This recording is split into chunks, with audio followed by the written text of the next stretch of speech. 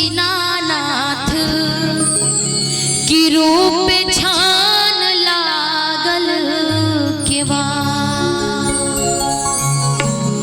कि आठ ही काठ के केवड़िया हो दीनानाथ की रूप छान लागल केवा ताही ऊपर चाहे सूत ले हो दीनानाथ बाझिल के बर्बाद लेखा आठ ही काठ के केवड़िया हो दीनानाथ रूप छान लागल केवा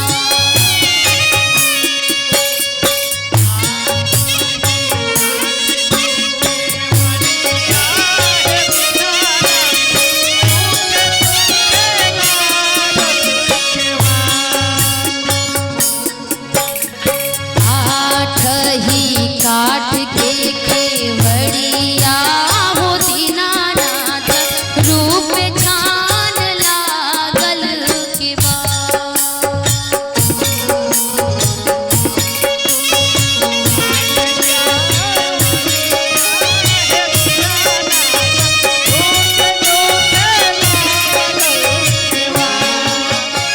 ताही ऊपर चढ़ी सूतले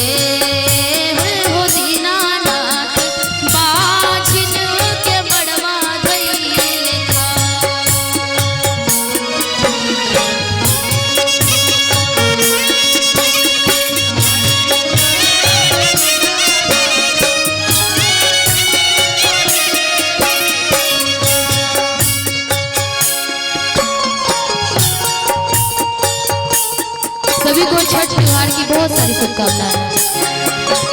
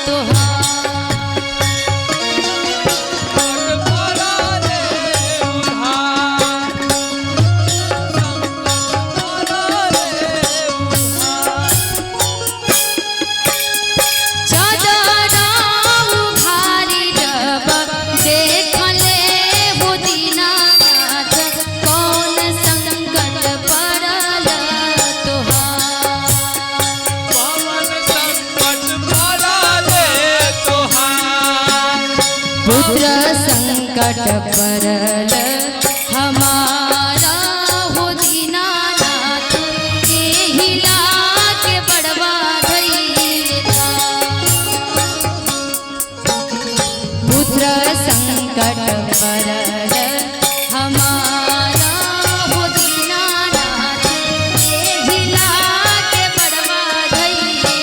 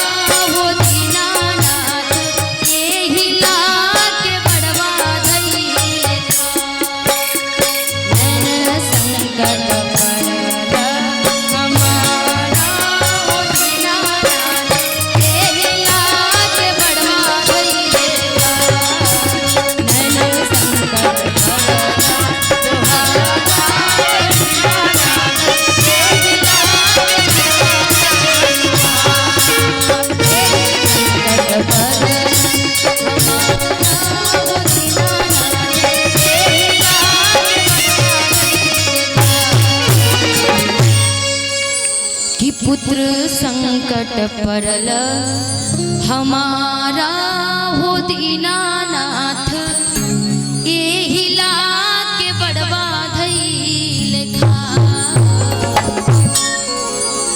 बहुत बहुत धन्यवाद।